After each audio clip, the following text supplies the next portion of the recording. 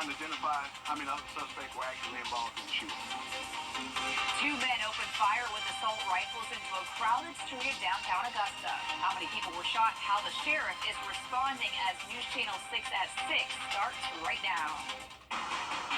Live from Television Park, this is WJBF News Channel 6 at 6. Good Saturday evening to you. I'm Barkley Bishop. Thanks a lot for joining us. We begin tonight with team coverage of that downtown shooting in Augusta. News Channel 6's Hannah Latier has been covering this all day. We'll get to her in just a moment with the very latest. She's standing by. But right now, police say just after 1 this morning, shortly after First Friday events wrapped up, a man opened fire with an assault rifle on Broad and 10th Streets just outside of Soul Restaurant. This is video of the scene from last night shortly after it happened. People running to get away from the gunman. Police on the scene. The window of Soul was shot out. Windshields of cars shot out as well. And just a few hours ago, Sheriff Richard Roundtree held a press conference. Hannah Latier was there. Hannah, obviously lots of questions, big concerns of safety going downtown. How is the sheriff responding to this? Barkley, the sheriff said he responded immediately. He contacted the governor's office and Georgia State Patrol and requested additional trooper presence throughout the summertime, and he said he got what he asked for. Here's what we know about the shooting so far. Special duty deputies were in the area when they heard gunshots coming from around the area. Then they saw two men open fire with assault-style guns in the middle of the crowded sidewalk. Deputies returned fire and struck one of the suspects at least once. That suspect was arrested and taken to the hospital. Two victims were shot and also taken to the hospital, and they're expected to be okay.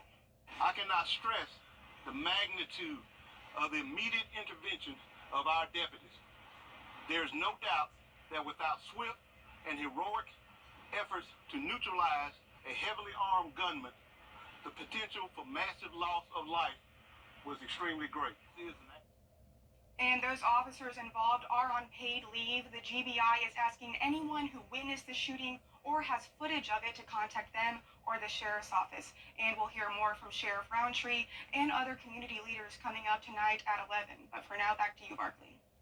All right, Hannah, thanks. And this all comes on the heels of Gun Violence Awareness Day. That was just yesterday. It has local and state leaders responding to an issue that has been ongoing in the CSRA. In a statement released by Mayor Garnett Johnson of Augusta to News Channel 6, he says in part, quote, "The safety of Augusta Richmond County residents and visitors remains my utmost concern and priority. The responding officers prevented potential loss of life. I will continue to work tirelessly to ensure that Augusta is a safe place to visit, work, play, and pray," end quote. And State Representative Brian Prince represents Augusta. He's also responding tonight, saying, quote, "This was a tragic and sad incident. I'm praying that all that are for all that are involved, Augusta is better than this," end quote. The man trying to unseat Richmond County Sheriff Richard Roundtree in an upcoming runoff is also weighing in on this tragedy. We caught up with Eugene Brantley about an hour or two ago. He says this is a crucial time to make sure downtown is safe, especially with so many people enjoying the outdoors during the summer. We asked Brantley what he would do different to help ease the minds of downtown business owners. Here's what he told us. Well, I think it should be a wake-up call that we're not safe here in our city. It's not safe downtown, especially after hours of 10 o'clock till 2 o'clock. And the deputies who responded were both working on specials, and the other deputies, came later after the gunfire went off and shots were fired. So it's very important that we plan for things when we know there's going to be a large turnout of people. And to read how a popular business owner in downtown is responding, head over to WJBF.com. We'll also hear more from Brantley coming up tonight at 11. You can find the very latest on this investigation on our website, including that entire press conference from Sheriff Richard Roundtree. It is coverage you can count on. Over in Aiken County, one man is dead and no arrests after an overnight shooting. This happened at the intersection of Bettis Academy Road and Sage Creek Boulevard in Graniteville. The coroner tells us 23-year-old Richard Carroll was taken to the hospital where he died from his injuries. If you know anything about this case, call police. Miller?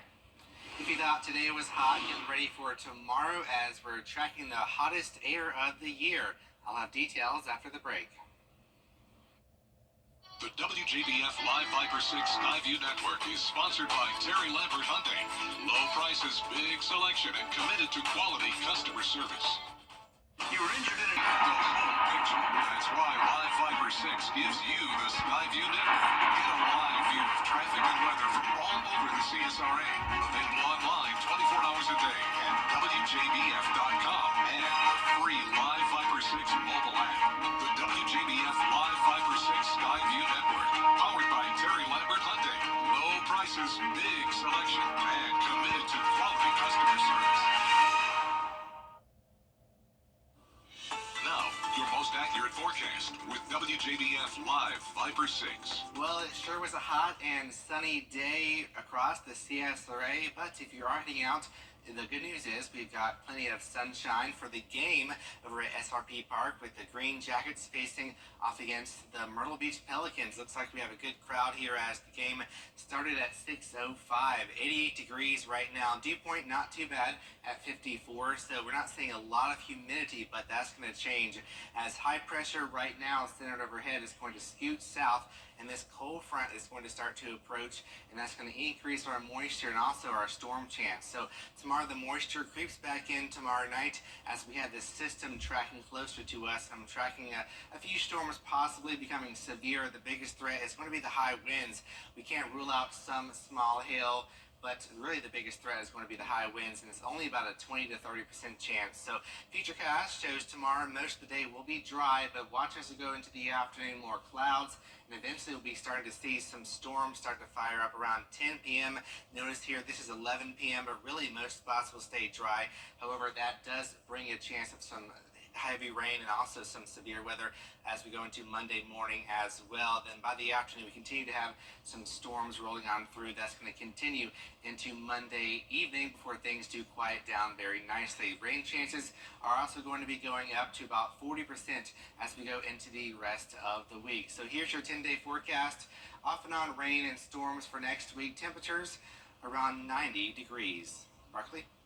Well, here's a look at your winning South Carolina lottery numbers. Pick 3095, pick 43587, and the fireball is 3. Children First on WJBF News Channel 6 is sponsored by Bridgestone, solutions for your journey. Okay, so you need to pick up the dog from the groomer, get the laundry, and you finish the book for book club, right? Book club. Of course I did. Yep. See you there, honey. It was the best of Times. What's the worst times? It was the age of wisdom, it's the age of foolishness.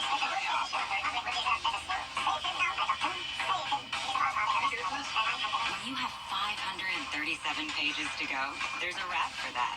Lease a new 2024 Toyota RAV4 LE for just $329 a month for 36 months. Toyota, let's go places. caring for Carolina. Throughout the years, News Channel 6 has been honored to impact the lives of thousands of families in need. It's our way of giving back to the community we proudly serve. Sponsored by Aiken Regional Medical Centers and Bath Fitter. So as a technical sergeant, he's Site for food purchases. Add your events. Log on to WJBF.com. Keyword community calendar. At WJBF's Television Park Productions, our mission is to provide local businesses with top quality video and digital content at an affordable price. With decades of experience, our award-winning creative team will guide you step by step through the creative process, resulting in a successful marketing message for your brand. Over the years, we've helped hundreds of local Food trucks will be on site for food purchases. Add your events. Log on to WJBF.com. Keyword community calendar. At WJBF's Television Park Productions, our mission is to provide local businesses with top quality video and digital content at an affordable price. With decades of experience, our award-winning creative team will guide you step by step through the creative process, resulting in a successful marketing message for your brand. Over the years, we've helped hundreds of local businesses expand their voice. Visit WJBF.com/creative to find out how we can do the same for you. News Channel 6 and the Giving Your Best partners are teaming up with Shepherd Community Blood Center to save lives in their annual summer blood drive. To donate, just stop by Television Park in Augusta Tuesday, June 18th from 6 a.m. to 6 p.m. All blood given will stay local. And lucky donors will be entered into a raffle to win heated free tours at the station. Plus, specialty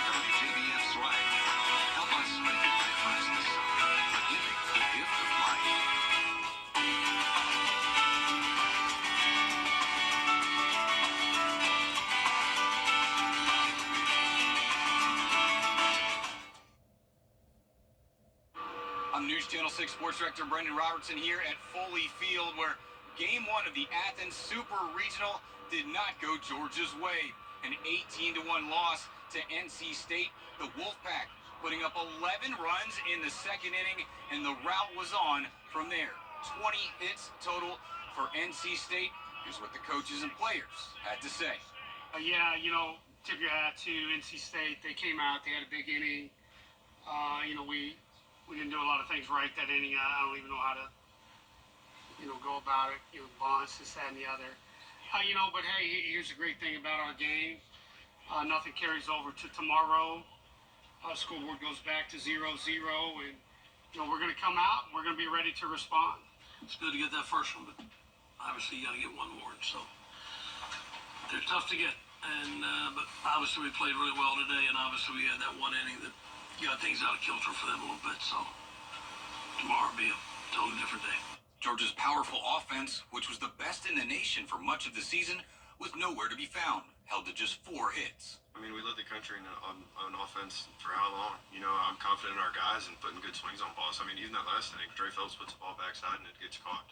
Mine at first base, I don't even know who hit it, but right at second base. And at that point, we're all just kind of chuckling, like, it's how it's going today. And you can't change it, but you just got to keep putting swings on it. Even after a tough day, the Georgia pitching staff is confident heading into Game 2, where ace Leighton Finley will likely get the start. I mean, we're confident. I mean, we have a lot of really good guys that threw today and guys that will throw tomorrow. And I mean, we have plenty of guys. I mean, from our starter tomorrow to the end of the bullpen. I mean, we have a bunch of really good dudes that the pitching staff has confidence in, and then the hitters also have confidence in it too. And I mean, we've been playing really well as a team, kind of together, and we know the hitters are going to pick the pitchers up tomorrow, and the pitchers are going to pick the hitters up tomorrow for what we can. And like I'm excited to see it happen. I'm excited to see those guys kind of fight for each other as the spot we're in.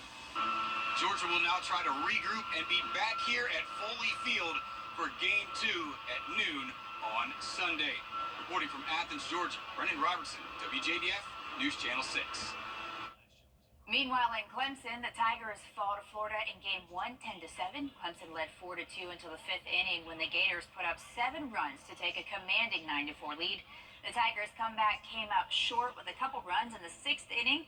Clemson will look to keep their College World Series hopes alive when they host Game 2 tomorrow at 2:30. We'll be right back.